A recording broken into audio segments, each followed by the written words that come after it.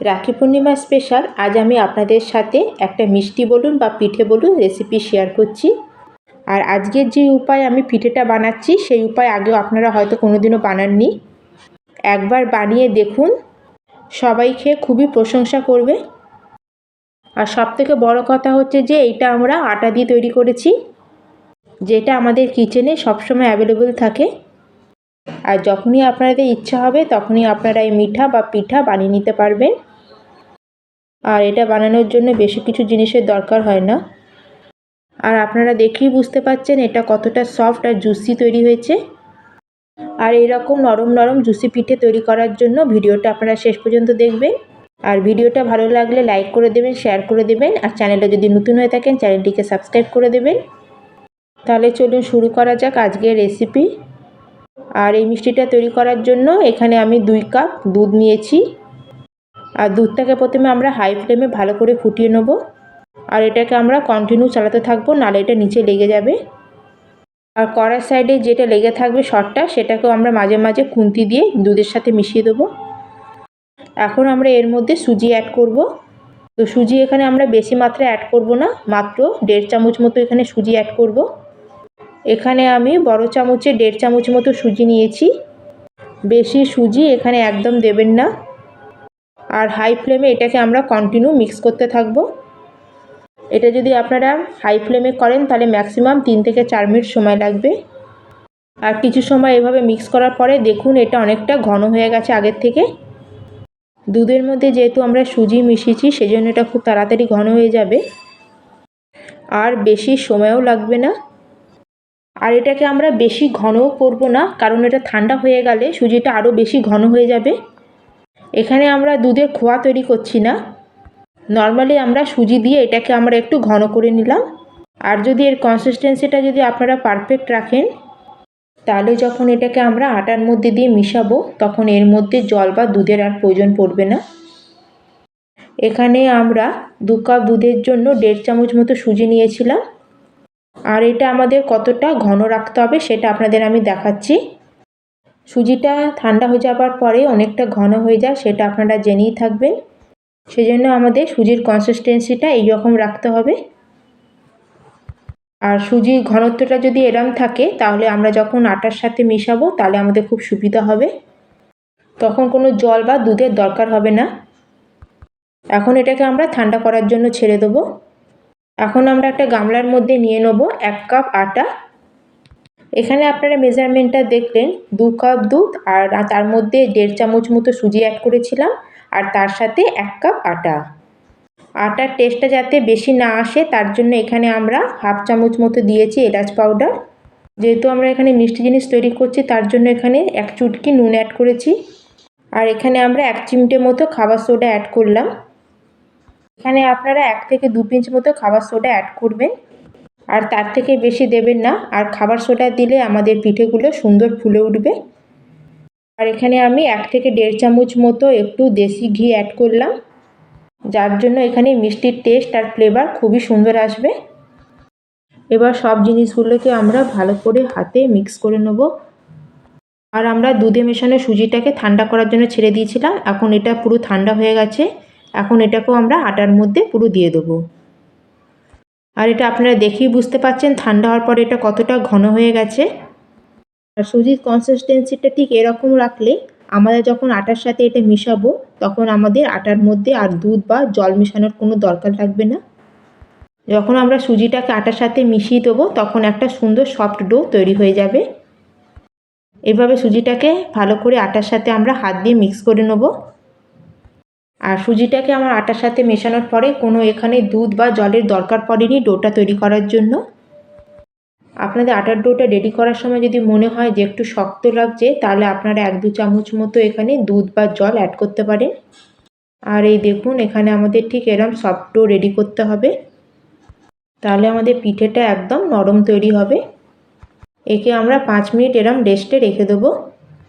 যতক্ষণ আমাদের আটাটা রেস্টে আছে ততক্ষণ আমরা চিনি শিরাটা তৈরি করে নেব।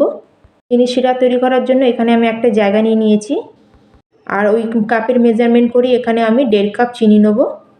যতটা আমরা এখানে চিনি দেবো ততটা এখানে আমরা জল অ্যাড করব। 1.5 কাপ চিনির জন্য এখানে আমরা 1.5 কাপ জল নেব। আর জল অ্যাড করার পরে এটাকে আমরা হাই ফ্লেমে ফোটার জন্য ছেড়ে দেবো। এখানে আমরা চিনির শিরাটা একটু বেশি পরিমাণে তৈরি করব, যাতে পিঠেগুলো শিরার মধ্যে ভালো মতো ডুবে থাকবে আর পিঠেগুলো একদম নরম আর সফট তৈরি হবে। যদি চিনির শিরাটা একটু যদি কম হয়ে যায় পিঠের ভিতরে, তাহলে ঠিকমতো আমাদের রসটা যাবে না আর পিঠেগুলো একদম শক্ত হয়ে থাকবে। সেই জন্য আমরা প্রথমে একটু বেশি করে শিরা তৈরি করে নেব। 1 কাপ আটার জন্য যদি আমরা 1.5 কাপ চিনির শিরা তৈরি করি তাহলে একদম কম হবে না, একদম পারফেক্ট হবে রসটা। আর এই দেখুন এখানে চিনিটা ভালো মতো গলে যাওয়ার পরে আমি এখানে 1 চুটকি কেশর অ্যাড করেছিলাম। আর এটা দেওয়ার জন্য কালার আর ফ্লেভার দুটোই খুব সুন্দর আসবে। এইগুলোকে ভালো করে মিক্স করার পরে হাই ফ্লেমে এটাকে কিছুক্ষণ আমরা ফুটিয়ে নেব। এবার এই রসের মধ্যে 2-3 খানা এলাচকে ভেঙে দিয়ে দেবো। আর রসটাকে আমাদের মাঝে মাঝে একটু চেক করে নিতে হবে। যদি রসটা বেশি ঘন হয়ে যায় তাহলে কিন্তু পিঠের মধ্যে রসটা ঢুকবে না। আবার যদি বেশি পাতলাও হয়ে যায় তাহলে আমাদের পানসে মতো লাগবে খেতে। সেই জন্য এটাকে আমরা একবার রসটাকে হাত দিয়ে চেক করে নেব। যদি এটা ধরলে একটু চিপচিপে মতো লাগে আর তেল ধরলে হাতে যেরকম একটা শাইন আসে আর চিপচিপে মতো লাগে, সেরকম যদি মনে হয় তাহলে বুঝবেন যে আমাদের রসটা একদম তৈরি হয়ে গেছে। আর এই দেখুন আমি আপনাদের কাছ থেকে দেখাচ্ছি, একদম তেলের মতো লাগছে। ব্যাস আমাদের রসটা এখন তৈরি হয়ে গেছে। এখন গ্যাসের ফ্লেমটাকে অফ করে দেবো আর এটাকে এখন আমরা কভার করে সাইডে রেখে দেবো। আর ওদিকে আমরা আটাটা রেস্টে রেখেছিলাম সেটাকে এখন চেক করে নেব। আর এখানে আমাদের আটাটাও একদম রেডি হয়ে গেছে।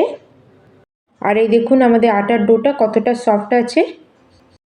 আটাটা যতটা সফট হবে আমাদের পিঠে বা মিষ্টি ততটাই সফট হবে। আর বন্ধুরা আপনারা আমাকে কমেন্ট করে অবশ্যই জানাবেন আমি যে আজকে রেসিপিটা তৈরি করছি সেটাকে আপনারা কি বলবেন, পিঠে না কোনো মিষ্টি নাকি মালপোয়া। একদম মিক্স কম্বিনেশন হয়ে তৈরি হচ্ছে। না এটাকে আমরা কোনো মালপোয়ার মতো তৈরি করছি না মিষ্টির মতো কোনো শেপ দিচ্ছি। আর এটাকে আমরা মালপোয়ার মতো শেপ দিয়েছি কিন্তু এটা খেতে মিষ্টির মতো লাগবে।